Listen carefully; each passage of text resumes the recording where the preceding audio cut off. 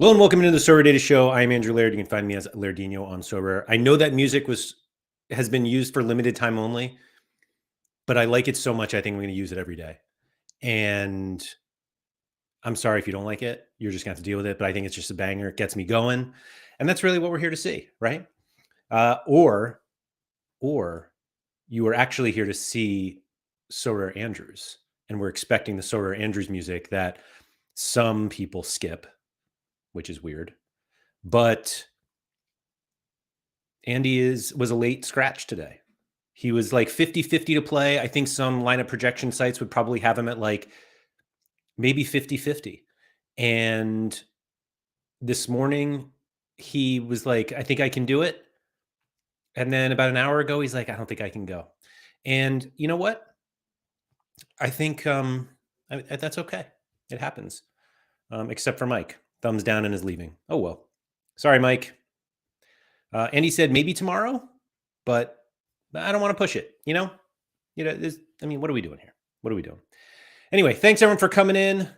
Harry Trades. How about that? First in, but I was going to say Bob Woodward, Ben Woodward, and Stefan on the podium. Congratulations to you three. Harry just taken all the first places this week. Gotta love it. Anion, what's up? Finally able to catch a show live from the start again. Let's go. That's right. Let's go. Bob Franklin, Mike Bastin. Howdy mates. What thresholds? JT Chells, aren't the point thresholds the same as, aren't the point targets the same as thresholds? Yeah, we'll get there. Tizai, what's up? Jerem said, I love the beat 399 comp. Thanks, So Rare, for the 0.17 points. That's not So Rare. That's Opta. So Rare Burrow, what's up? Hatlingen, thank you for coming in as the start of your long car journey. Where are we going? Surface to air missile, thank you. Good morning to you. Alex Wilson, yesterday evening was a great time for selling absolute crud like Emmy Martinez and Ederson. Were they crud? Shout out to those who bought Modric. Tuggy, thanks for coming in. Jorge, what's up? Big hug from Portugal. I love it. Okay. We got to bring the map back out one day. Yeah, black bottle. You're right. So Roberto said, get Quinny on. So Quinny and Harry are streaming again today for like 8 hours. And I thought about it and I was just like, I'm asking for a lot with like 3 minutes of a heads up. So I want those two guys, meaning Quinny and Harry, to be at their best, which they always are, for their stream later, because I'll be watching it. And, I want to be entertained. Brad Craig said, that song makes me nostalgic for Dippity Doo. I don't even know what that is. Braden Jones swerved the threshold and got third in rare specialist. Good decision, apparently. Braden, third in specialist. What prize did Braden win for that? Let's see. Third in specialist. Rewards. Did you say, is that this Champ Night thing? Maybe we don't have them all in yet. All-Star Classic. Yeah, we might not have them all in. But shout out to those Champ Night Classic players. Surface to air. Oh, Surface, you dropped to 4. Why did I think Surface was higher than 4th? Maybe not. But shout out to Edu21 and stuff who won a Jude Bellingham. Heard of him. Xavi Simon and Ryan Cherky on the podiums as well. Those are fun cards, for sure. The big secret on Sora right now is that All-Star is still fine. Anyway. Agent Cooper said, we all know you're the only Andrew that matters. Well, it's between you and Andrew Tarbell, obviously. Well, hopefully not. Hopefully Andrew Tarbell is out so that Jimmy Maurer is in. Andreas, thank you for watching. Alex said, I'd say they qualify as crud. Sora must have made some good instant buy sales last night. They might have. Halligan said, going to Lillehammer, 2 hours left. I don't know how long you've driven, but 2 hours isn't even that long in like in an American trip. But maybe you've been driving for like 8 hours. Who knows? Graham said, Black DMP, this wouldn't happen with rolling locks. So like it actually would. We would just be able to sub someone else. Oh, and the reason we didn't find Braden's reward is because it was just straight cash, homie. $600. Woo! I didn't even know you could do that. Where was that? Zibisk, what's up? Anion said 34-year-old Neto going for $35 instant buy for just one game is mental. Yeah, I did see all the Neto talk, and then didn't he have like a horrible error? I mean, people want to play. It's as simple as that. And we see it over and over and over again, like with these special competitions, that all of a sudden people are like, oh, I don't have a card for this. I have 4, but I don't have 5. And they just go buy the 5th because playing the game and having a sweat is fun. And if Neto was the way in, was like the cheapest way in, then you do it. I didn't do it, but I appreciate that people do. The topic today was on thresholds, which is a topic that is like near and dear to Andy's heart. And I was going to just change it because he's not here and he wanted to talk about it. But whatever. Maybe we'll talk about it some more later. And I'm not going to just talk about thresholds today because I'm not sure I have as much to say as Andy does. And I keep using the word threshold, even though Sorare keeps using the 3 words of beat the game, which are the same things.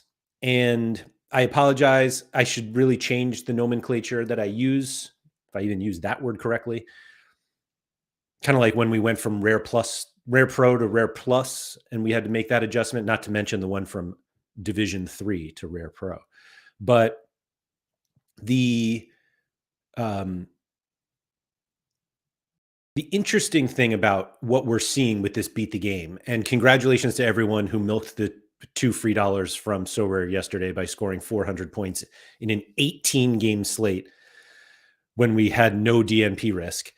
I think MPen, let me see if I can pull it up here, did the numbers for us about how much the payouts were in each one. If anyone doesn't follow Mike on Twitter, he's MPen_10. There's an MPen 10, I think. But anyway, so he didn't track the common entry, but I'll just read his tweet. I'll just steal it.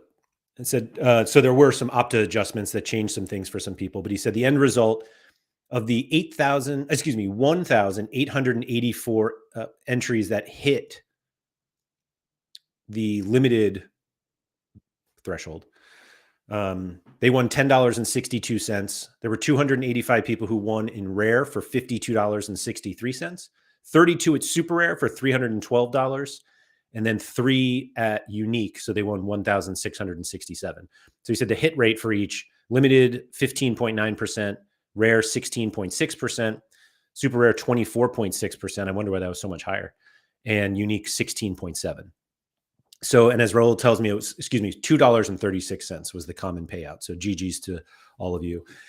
And Mike went on to compare it to the previous game week Champions League competition where 750th place won $5, which in limited, which was the half of what the threshold paid. $10 for 200th in rare, $100 for 10th in super rare, and $500 for 3rd in unique. And he was saying you would have to finish in the top 100 in limited, top 60 in rare, top 4 in super rare, and top 1 in unique to have won more than what you won in this threshold. And he said higher up won less, the long tail won more, albeit a bigger overall prize pool this week. Fun concept every so often, think it could work well. And Alex here said it, so it wasn't really worth it. And I feel like it feels like obviously the responses that I saw about the common competition were genuinely, why are you giving away $20,000 to people when like it's going to be like $2? And it ended up being it. And I think there's a valid criticism for that the $20,000 that you gave away or the $2 you gave away to, 10,000 people, not quite. Does that move the needle for anyone? And I assume the idea is that it moves the needle for people who have no card, that don't play the pro game. But I'm not sure $2.36 moves the needle for people who even do play or have like one, they play whatever the one limited card is, common competition. But I think it's much more interesting to talk about the pro beat the game competitions because we know one is coming with MLS. And there was some speculation early on about, what it would be, how many points. We know that you have to have 5 in-season cards in order to qualify. And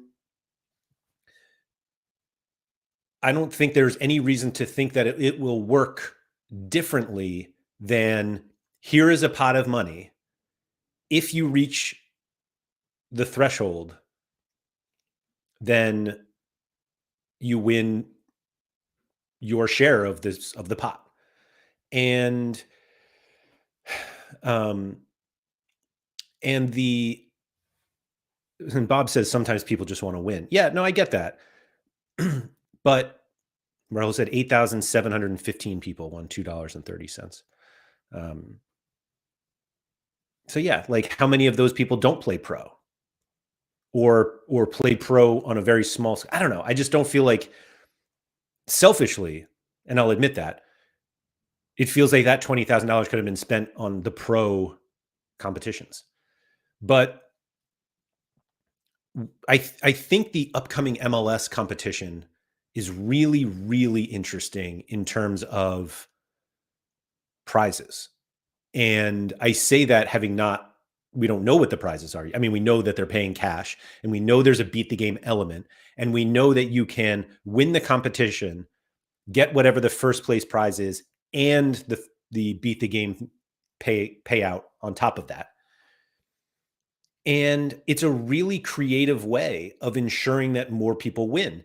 And one of the big kind of criticisms that I've seen a lot of people use, and PSU fans too, has been saying this for years, basically, that if you just took a little bit off the top and paid out in more spots, and generally that applied to like super rare and rare, unique even. But I think the idea was like the first place prizes are not so big that if you reduce them a little bit and use that money to pay further down, the longer tail, as Mike called it, people would be happier.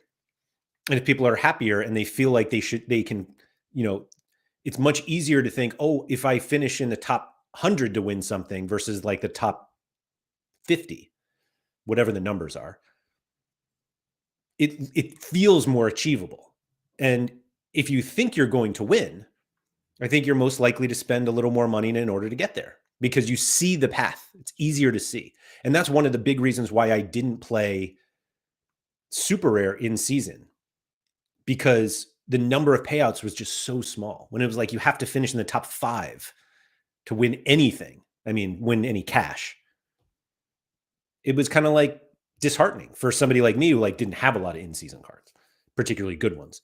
And so this kind of beat the game part of it is a really interesting wrinkle, that they're not really just paying out more, like a longer tail in terms of the guaranteed prizes, but it is I need to score enough points to reach whatever the line is.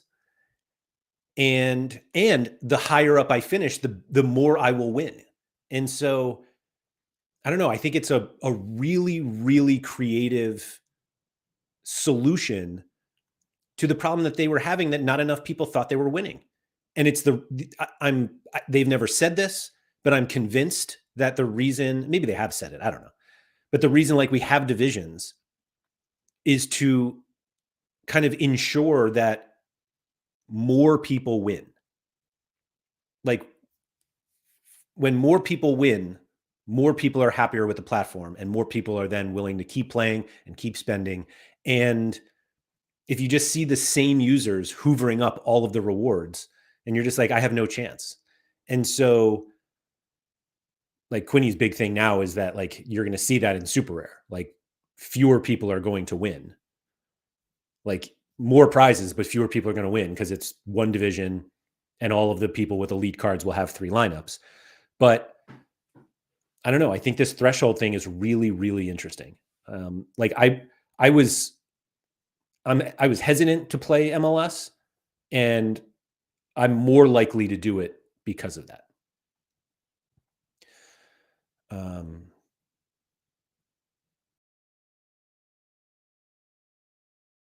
Ben said, even though it was only $2, I was heartbroken to miss out on the late Bayern loss of a clean sheet. I mean, that's sort of part of the game there. Like you just missed out, and now you're like, oh, I was so close. I'll do, I'll play again, and like it's and not that being like heart. I'm hoping that you're not actually heartbroken, but like being upset that you just missed is kind of like a positive because it means that you're like invested psychologically, mentally in the game.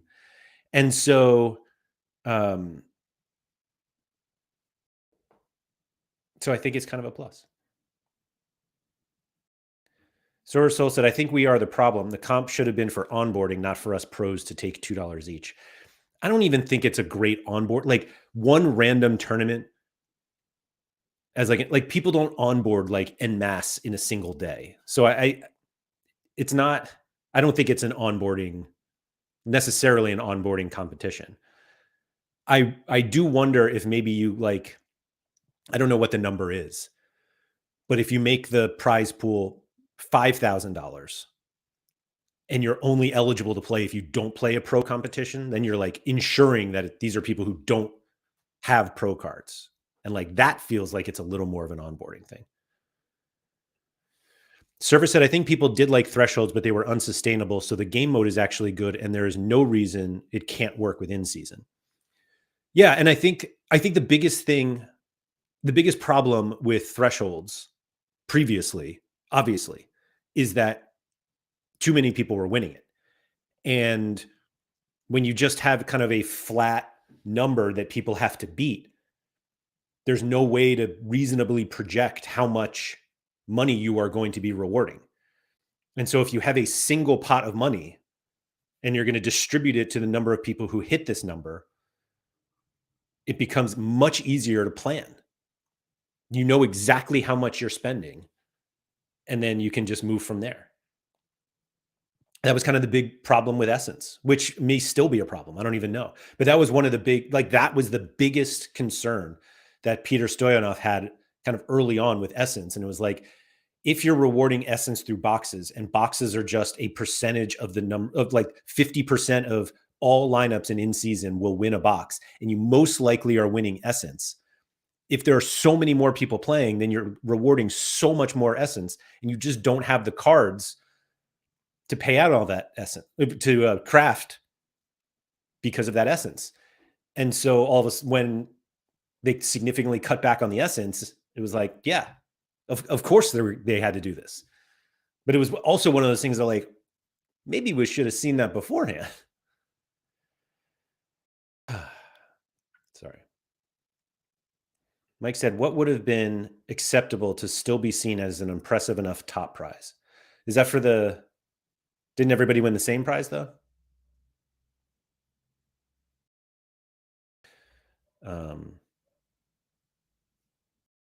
Alex said, going to make some big money with Midtjylland this evening. Probably not, but I hope so. I hope so. If you do, I do. Andre said, the threshold is great and will work even better when you have a leaderboard that also rewards high finishes. In this comp, the best strategy is just to get 440 points and no more. So I think that line of thinking is exactly what Andy's problem is or was with the old threshold system, whether it was the way back in the day. And for people who are relatively new to Sorare don't realize this, but like when I joined the platform, if you entered all-star rare, if you scored 25 points, 205 points, you won 0.01 ETH. And if you scored 250 points, you won 0.02, which like wasn't a ton of money at the time. At one point, ETH ran up, and then they had to change it to $25 and $50, which again is an absurd amount of money for 205 points. You could also use a common card that had a 50% score penalty, but the ultimately the problem that Andy had with the concept, which I didn't mind as a user, but the more I talk to Andy, the more it kind of like breaks the mo the in, it breaks the idea of fantasy sports, that we had all of these users who were only trying to score 250 points. And so yes, we saw kind of middling cards or players that weren't that good have some value, because it was like, oh, you can use this card to win $50 every game week for the rest of your life.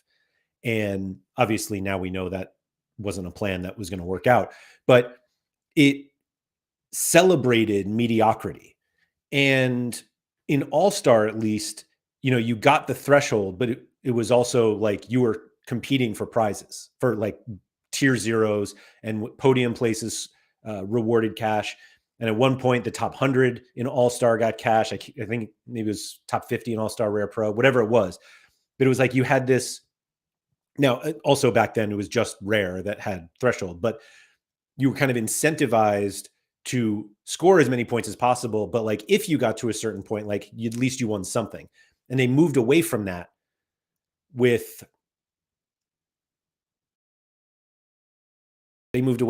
because particularly with like the cap modes, where it was like, all right, we're still not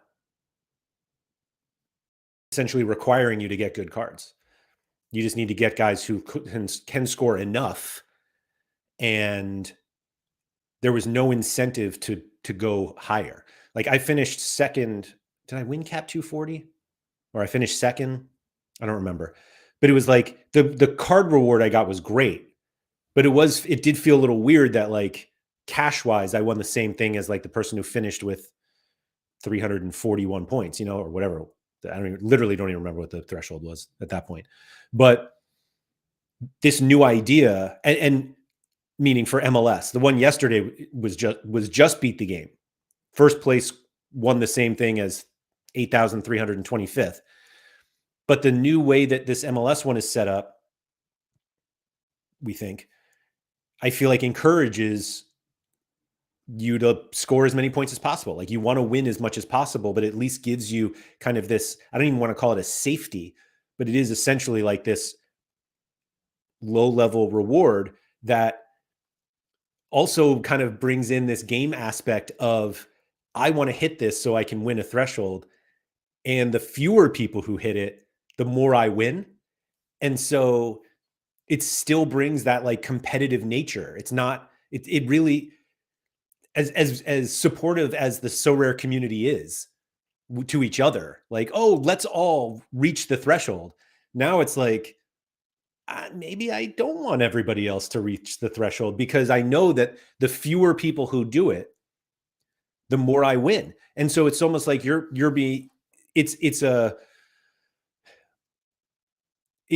rewards the skill of beating other people at this game.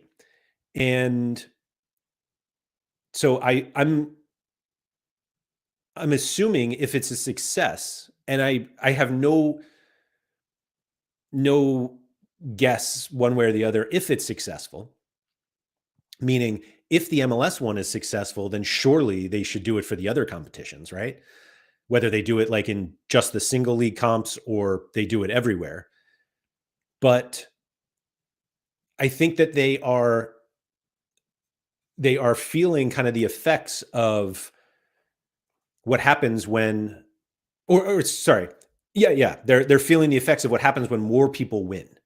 And it's like there's more money to be used. And I think today's comp, the Europa Conference League one, is just for market credits, which I think is also a great idea.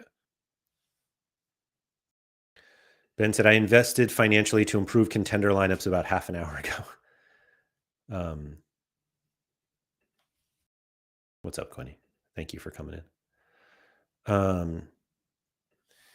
Goose said, good evening, Laird. When was the last time you were really excited about a card you won? Harry's clip felt like a true fan of Sorare to me. So Harry's clip is genuinely amazing. Goose, I was like, the last reward I can think of that I was like happy about was I won an Ezekiel Unsane who is the starting goalie for Necaxa. I finished first in Contender Classic Rare Division 1. And the reason I was excited to win that card is because I was actually thinking of buying it. And winning it means I didn't have to. And then that card I ended up winning $1,000 with in an in-season lineup. So I was happy about that card, but like the genuinely excited about a card, I almost feel like you shouldn't even be expected to feel excited without winning a star, if that makes sense. Like surely like there are guys in the lower pools where you're like, oh, that's a cool card. Like, oh, that's great. But I do feel like some of the excitement, and maybe one of the issues is that like there are fewer content creators now. And so we just don't see as many people winning rewards. Like generally people are not sharing their rewards as much. And so like this, whoever that was earlier who won the Jude Bellingham, like if there's no video of it, then obviously we don't see that excitement. And that's sort of the big reason why content creators are important for Sorare, because they need people to see, whether they're involved in Sorare or not, they need to see people winning really cool stuff and genuinely being excited about it. And not that they can like force people to do it, but people win great prizes every single game week, like card prizes. And for the most part, we don't see it. And obviously the move to this in-season and classic, split, like people know how much cash they're winning. And there's no excitement there. Like, you know what it is. But like Harry's video was such a clear example of like why card rewards are still so important and why seeing people get excited about it is good for the platform. And I kind of wish they could figure out I think the new card reveal is boring. It's like the only word I can use. Like I felt like the older one was more exciting, and maybe it's almost like too fast. And so like Harry, I think it was, what came up first? Did the Spanish flag come up first? Oh no, it was forward, Spanish flag, and he was like, oh my gosh, it's Yamal. Barcelona, and then like the card pops up, but it was almost like too fast. Like there was so little anticipation. And so that would be like my only critique on the reveals, because at this point now, like the only reveals we have are card rewards or crafting, where we used to have like the boxes that had cards in them, and like people would be like, oh, like nobody's going to watch a video of somebody opening 15 boxes where like the only thing you can win is essence or market credits or level ups, which I feel like I've been winning a lot lately, and which is funny since they're getting rid of them. Ace Pair said, if they run the MLS Beat the Game with a similar target, it is like a bad beat jackpot. So it sort of matters what the prize pool is. So on that, I do wonder if there will be a consistent target, or they move it based on, like, I don't think, this is going to sound kind of offensive, but I don't mean it this way. But I don't think the Sorare,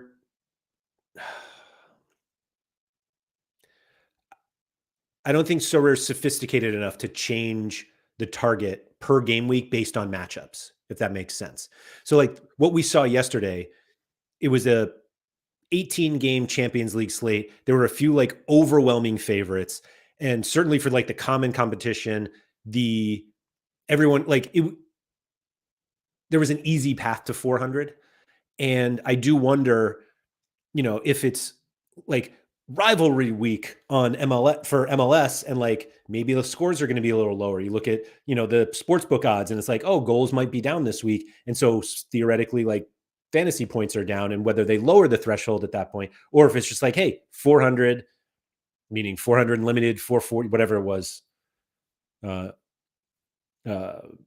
this one. Like, I wonder if they move it, because there could be some weeks where you're like, oh, this is going to be a low scoring week, which means fewer people are going to win if like the target stays the same. So I just wonder if they'll tinker with that at all.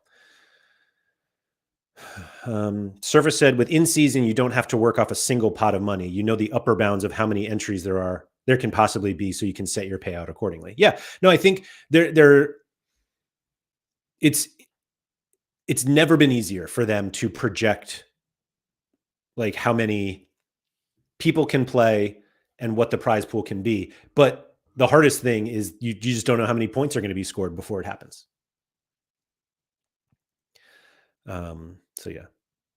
Zhao said, I've watched the last minutes of the Leverkusen game because if they conceded a goal, I would have not reached the 400 points. Normally, I would be watching a Portuguese team or Barcelona. Yeah, I mean, it just adds to the peripheral benefits of Sorare. That like, oh, now you're starting to like appreciate more football. Liam said, I appreciate it's going against the concept of the threshold, but they could have scaled it, such as first through 10th gets a higher split than the rest. I think, that's what MLS will do.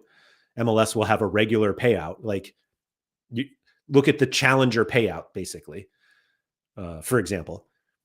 And it's like, I think that's what the payouts will be. Maybe they'll be lower because they need the chunk for the threshold. But ultimately, first through 10th will get more. They'll get the threshold and they'll get their regular prize on top of it. Sorare said, might just be me, but Essence feels a bit more generous now these last few game weeks. I mean, they were supposed to increase it, but it doesn't feel more generous to me at all.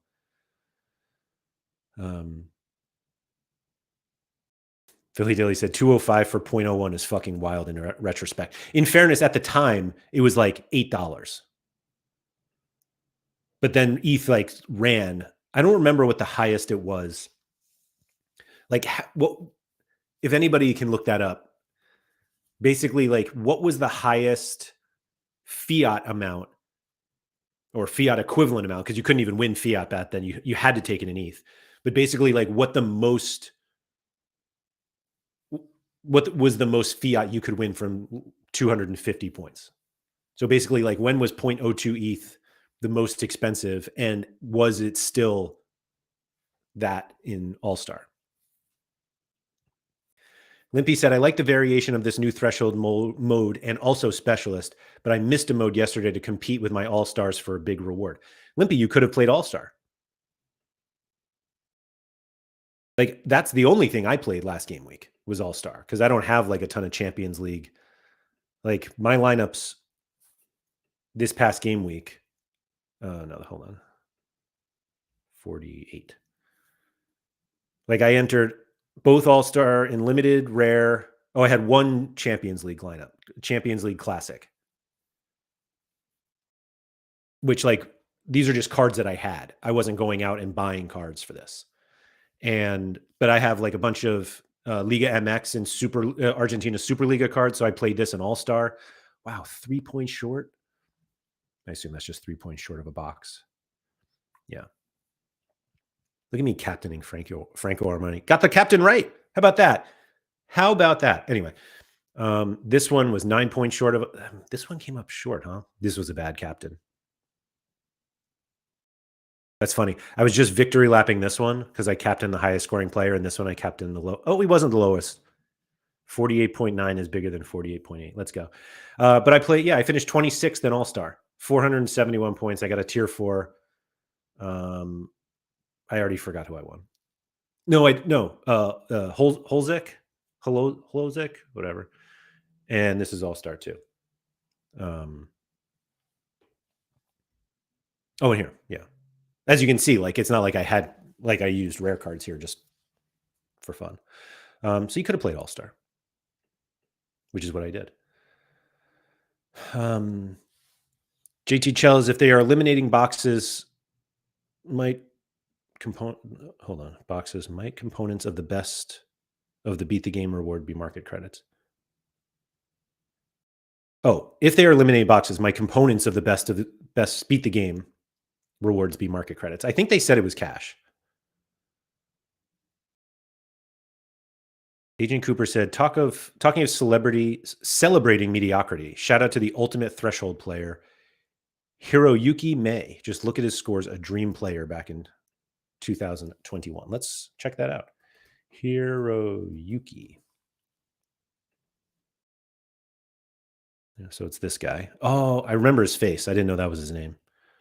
As weird as that sounds. Again, one of those things that you just do. Yeah, it was a perfect threshold player. What do you think the most expensive card, rare card of this guy ever was? $625. $625 for a guy who has never scored above 92 and only twice over 83. Man, this game is so weird.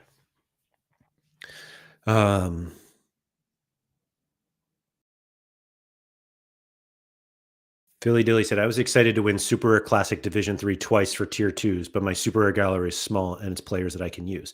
Yeah, I mean, getting players you can use is always really helpful because you can actually use them.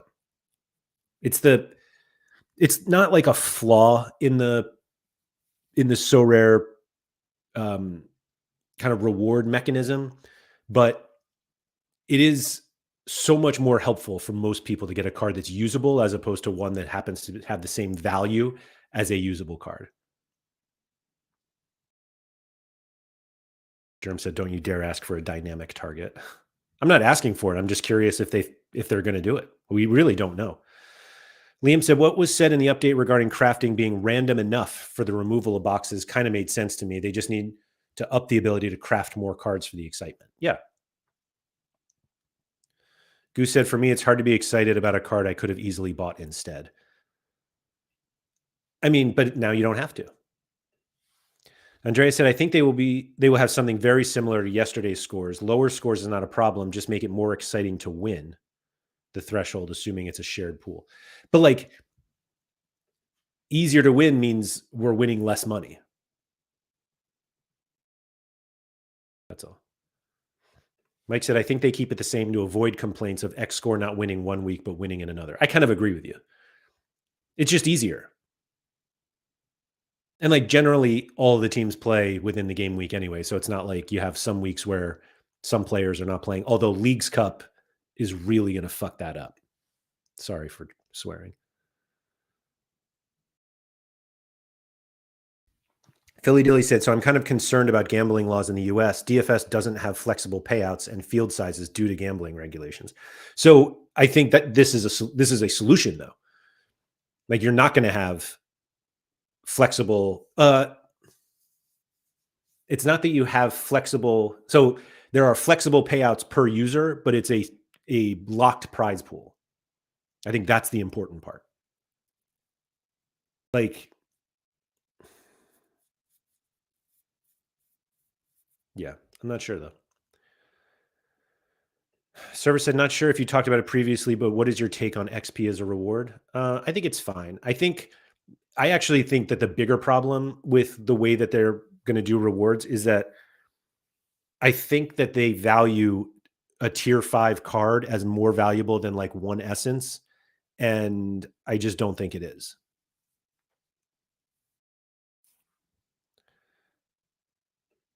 Agent Cooper said, "I swear every J League player has a middle finger price chart back in 2021." So there was speaking of like things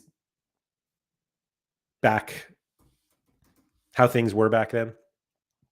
One of the first goalies I bought on the platform was Misaki Higashiguchi for Gamba.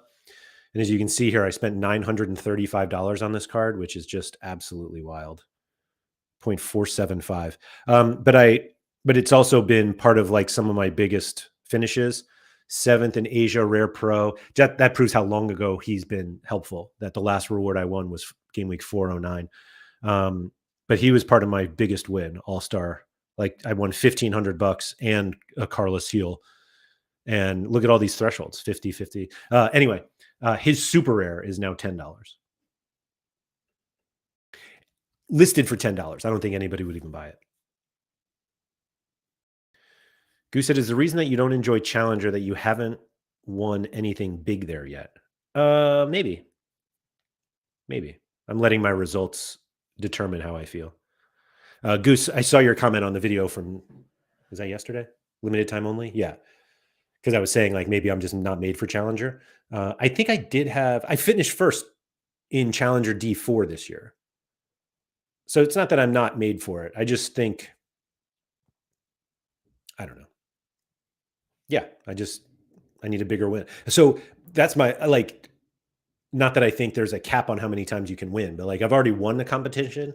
It just happened to be the worst one. But it is what it is. Ben said removal of box is going to be a big culture shock. I don't know.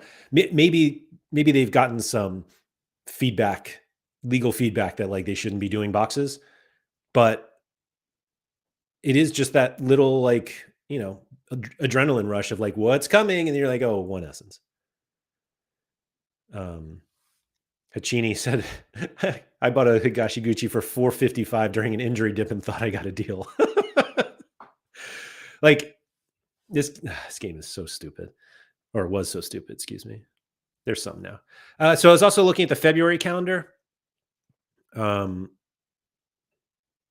which has no beat the game part of it. I don't think. I don't think the Argentina or the J League K League ones are. It's interesting they're combining the K and J League ones. Maybe not. I don't know. But yeah, cap 230 and cap 250. I'm not sure where those numbers, like how they come up with those numbers, but they seem like, I don't know, whatever. I'm not a huge fan of these like positional ones. 2 goalies and 3 defenders for a clean sheet special weekly. Like, I feel like that one felt tone deaf because of like how expensive goalies are these days, and not that they're expensive, but like they're comparable to the other players. It's like having used 2. Like I will long agree with Quinny that like goalies are your ticket in, and now you're using 2 tickets for one competition. But whatever. And yeah, we got the late swap special on fit in game week 53. Ben said he thinks those will have a beat the game mode, but I don't think they've told us. Ben said I'm prioritizing the two goalkeeper, 3 defender comp. Got some crazy defensive stacks to try and smash with. Yeah, I mean, I think that feels like one that people will overlook because they're like, would I rather have 2 lineups, meaning because I have 2 goalies and I can put 2 lineups, or 1? And I think a lot of people will choose 2 lineups. The La Liga collector event's cool. I like the idea. Just anything for collect. I wish that they would. I wish they would. I wish they would be more creative in terms of collector competitions that weren't always just IRL prizes, because so many people build collections like in order to like compete in the game, and why not celebrate that part of it also by like, hey, you can only use cards with 5% collection bonus or 4%, like I think there's some cool stuff that they can do there and have that be for cards or cash if they're in season cards or something like that. But I don't know.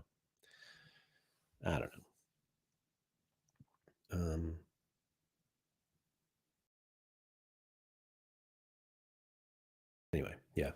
Goose said maybe you've had either bad luck or bad strategy in Challenger. I don't think Challenger isn't doable with cheaper players. Yeah, it's true. And it's one of those things that that was kind of one of my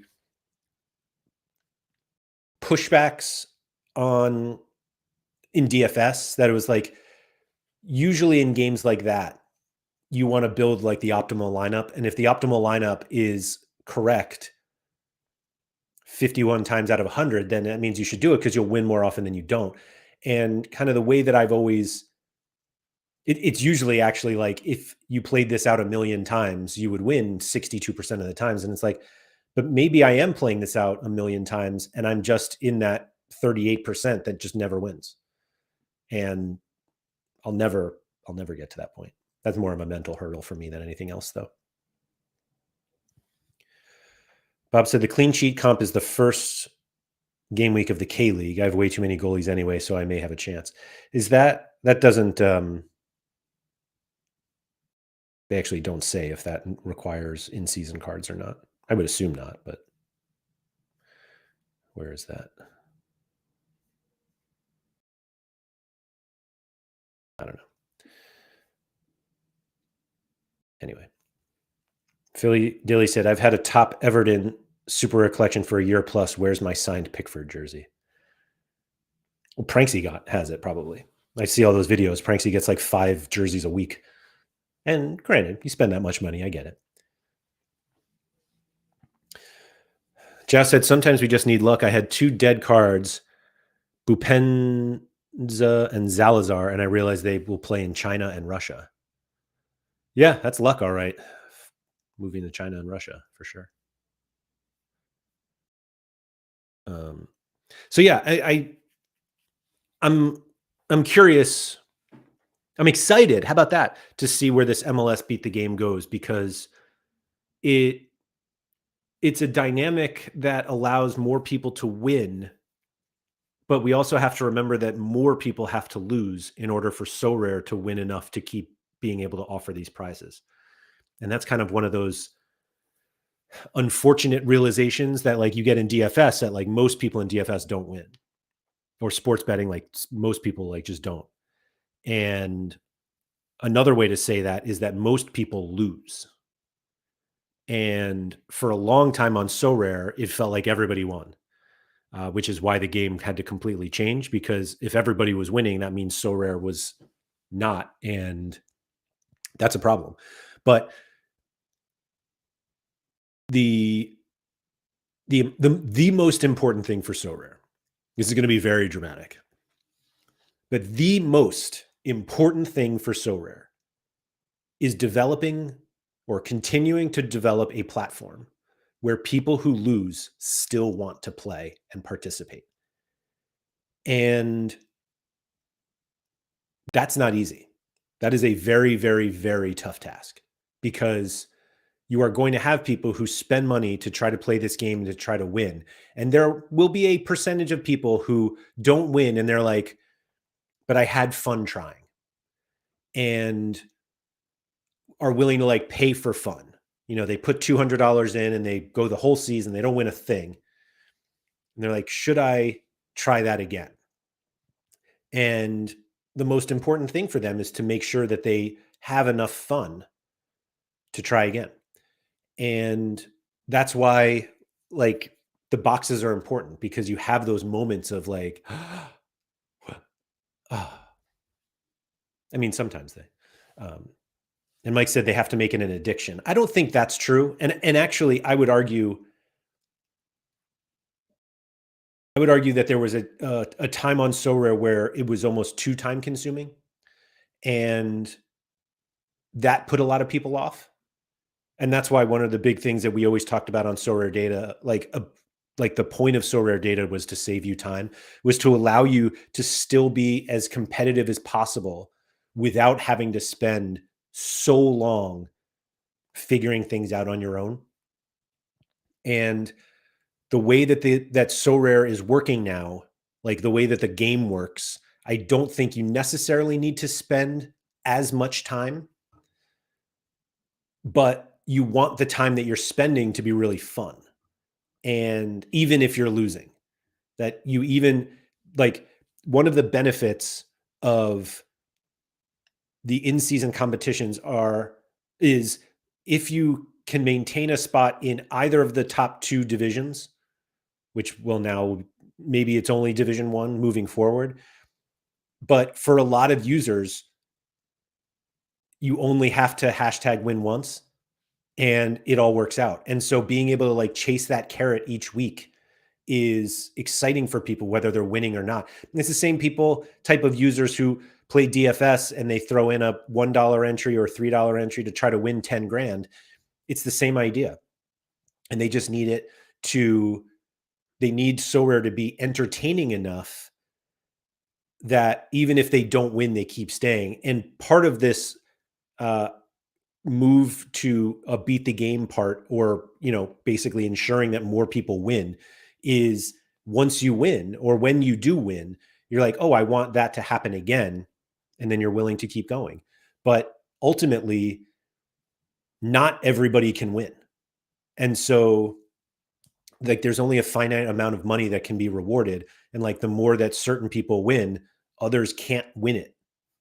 And how do you do that? Ben said the button and lineup predictions from Sorare gave me 5 to 10 hours of my week back. Not even joking. My relationships improved around that time. So it's funny you say that. Um, one of the kind of responses to the DNP issue, the late swap stuff and all that,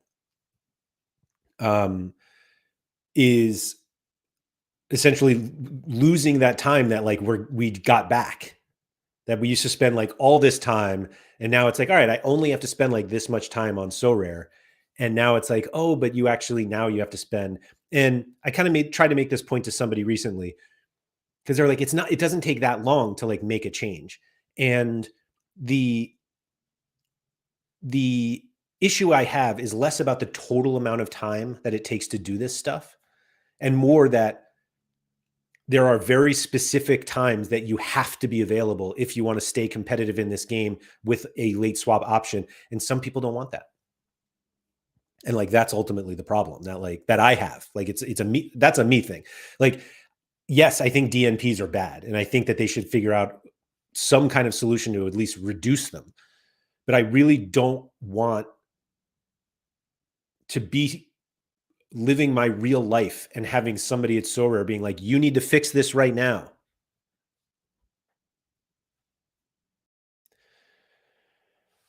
Aiden said, oh, a question I asked myself recently, not sure if you were confident answering, but with the new lineup builder by Sorare, are you scared they further evolve that and make Sorare data kind of pointless? That's a really good question. And I think the lineup builder, I think there's always a place for more information than what Sorare could theoretically put on their own site. Like, I don't know if Sorare, like pick scores, for example, and I know some people don't like them, but I don't know if Sorare want to be in the business of telling people like that their player has a good matchup. Now they do it on the NBA side with RotoWire. Like, they have RotoWire projections that just say like, this player is projected for this many fantasy points tonight. And maybe football projections are very tough. I actually have like a lot of thoughts on that I'll share at some point. But I don't think, like, I think the new lineup builder from Sorare is a positive development for everybody. Like, the being able to make our lineups is a humongous part of the game, and if they can make that part easier, like, good on them. I also don't think Sorare data is only valued by the lineup builder. So I don't think Sorare data is pointless. I haven't tried to like literally make my lineups on Sorare yet, so I can't speak to it. Maybe I'll do that next week. I don't know. There are amazing similarities between the Sorare lineup builder and the Sorare data lineup builder, but there's so much more in the Sorare data lineup builder, and maybe Sorare continue to um, borrow those ideas. In which case, like, that's fine. Like, it is what it is. But the point of Sorare data was long to like help you be better at Sorare. And I'll be completely honest, there was a good bit of time where we started making tools that we didn't think we should be making. And I say we because I work at Sorare data and there are other people who do that work. I certainly don't do that work. But the idea of like, a lot of the things that we did were things that we thought Sorare should do themselves. And over time, they have started doing those things, which I think is, to be honest, more of a positive for Sorare, at least.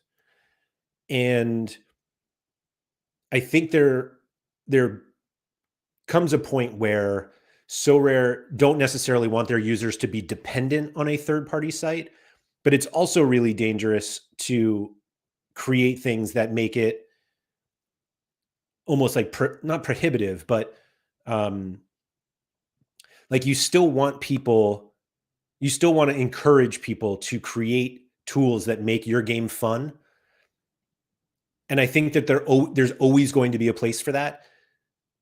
But also, like, if there are tools that users think should be on your site, like, you should have them on your site. You shouldn't rely on like a third party to do it. And I think that what we've seen lately is that Sorare have taken that, and they're like, wait, like all of the live game stuff, they are kind of working on, like notifications, like, oh, your player scored, like that's good, like that's something that should have always come from them. And the fact that like we had to do that like 2 years earlier, it made us use resources on things that like weren't necessarily making the game, like helping you get better at the game. It was more like helping you enjoy the game. And is that really the role of a third party site? I don't know. I don't think so. Like you can spend all day on that third party site so that you can make better decisions on Sorare. And I think ultimately that's like what Sorare data should be, or any third party site should be. It's like, we have this data or this information, and you can use this to be better at this game. And I think I think that's extremely important. There is not a single fantasy site in the world that is successful and doesn't have like third party, either like advice, like for FPL, there's like Fantasy Football Scout. There's the what's that one? I didn't subscribe to it. They had the silly avatars too, but they basically did like project, like there's so many like companies that are built around FPL, but like they don't do they're not the leaderboard and showing your lineups like you go to FPL for that. And I think that a healthy platform is one that allows users to really to have a positive experience on your platform, while also using others to get better at your game. And that's where I see Sorare data fitting in.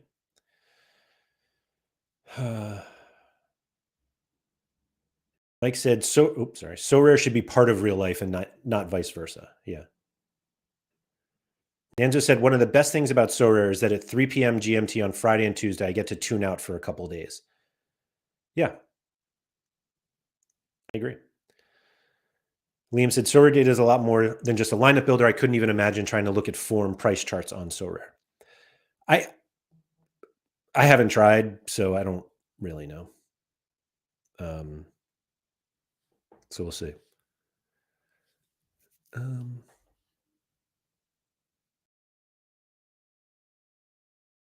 Ben said, I really don't want it to change. Theoretically, it would be very beneficial for me as I build collections, so a DNP could easily be rectified by a collection piece, but I don't want to make late swaps. Yeah, I think I'm not going to get into it because Sean and I have already gone into it. We did a show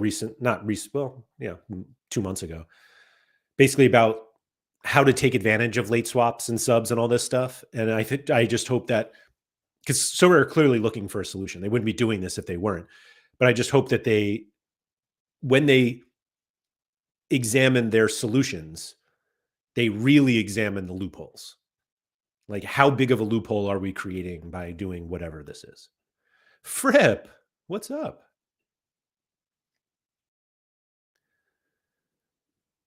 Earl said, you'll be out of a job if Sorare make their own SL. I don't know what that is. But thank you, Raul. I appreciate you. I appreciate your concern about my employment. It means a lot. But we'll see. We'll see. Like, I think generally, like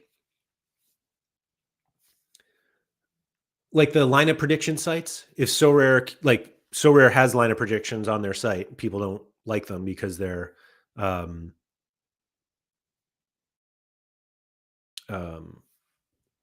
Oh, Raul said, "Oh, so I'll be out of a job if Sorare make their own Sorare lineup builder." They have one. Like it looks just like ours now. Danza said, "I think people remember when DNPs kill their lineups, but are blind to other people's DNPs that aid their victories." I think some people get it, but I think Nanzo, I think the argument on the side of people who want to get rid of DNPs is simply that they want to be able to play on an even playing field. Like they would almost sacrifice their wins by other people's DNPs just to make sure we're all playing without DNPs. And the difficulty that I have is that the easiest solutions in terms of like ensuring, like if your only goal was no more DNPs, that's a killer from like a lifestyle perspective for me. And if you want the game to be um, more accessible from like a user standpoint of how hard is it to play this game, then like late swaps is tough because you again, if I have to make a 3-minute decision every other hour all weekend, like that's not, I'm not interested in that. But I can't talk about DNPs anymore. It's exhausting. And I just don't care. Like I'll play, like hopefully, I was gonna say I'll play whatever they do, but like, man, if they did like full late swap, I would really struggle. Really, really struggle. And I would significantly reduce my involvement in the game because I just like I don't want to do that time. So we'll see. Ben said, "I just discovered Pohang have a double game week on the 2 goalkeeper, 3 defender game week. I'm winning it all." Do we know, are those all set time wise too? Sometimes like we get Opta gives us like a midnight time. And so it looks like they have a game on that day, but it might actually be later in the day, which is like after the deadline. So just something to check out. Like I said, you'll be living in the attic full time. I just wouldn't do it. You know, and everyone's like, "Oh, you don't have to use late swap." And it's like, well, yeah, but like, that's like saying like, you don't have to use Kimmich in your lineup ever. I'm like, yeah, but it's a significant disadvantage if I don't, right? Like, yeah, but you don't have to. It's like, that's not a, let's be realistic here. Anyway, don't trick me into going down that DNP conversation anymore. But yeah, I'm excited about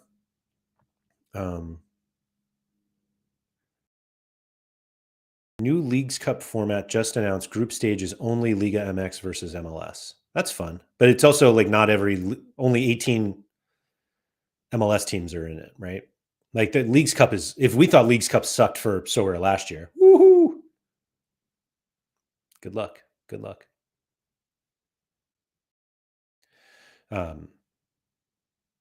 Bickley123 said, "Huge disadvantages if you don't, though. You surely have to take advantage of it. Unrealistic if you don't." Yeah. Like it's almost like you can't take this game seriously and then just being like, I'm just not going to do DMPs. Like, and I'd rather play seriously if I'm going to do this. 54 guaranteed Liga MX versus MLS games. Yeah, that's nice. But it's like the US Open Cup games, Fripp, and we don't get those. And ugh. But whatever. It's almost February, which means it's almost MLS time. So let's go. And J and K League. Don't want to bring those guys out. Anyway, I'm going to go. But I don't know what's coming tomorrow, whether you're stuck with just me again or if Andy will have some sort of health resurrection. But we'll see. So thank you, everybody, for coming. If you could please like, subscribe, all that good stuff. Shout out to Quinny. Speaking of Quinny, he and Harry are going live. I don't even know when. If you guys are here watching live, and for those of you who are, it's about 100 of you. If we're below 100 likes, like, come on, guys, please. But I don't know when they're going live, but they are soon in order to go through all the lineups for the Europa and Conference League today. It's a deadline show. It's great. Those two are great. And so go check that out. I think it's on Harry's channel today, Harry Trades YouTube. But and then tomorrow, we got to set lineups again tonight for tomorrow. So they'll be back, I think, tomorrow for the regular deadline show. So can't get enough of Harry and Quinny. But anyway, thank you, everybody, for coming. And remember to go outside.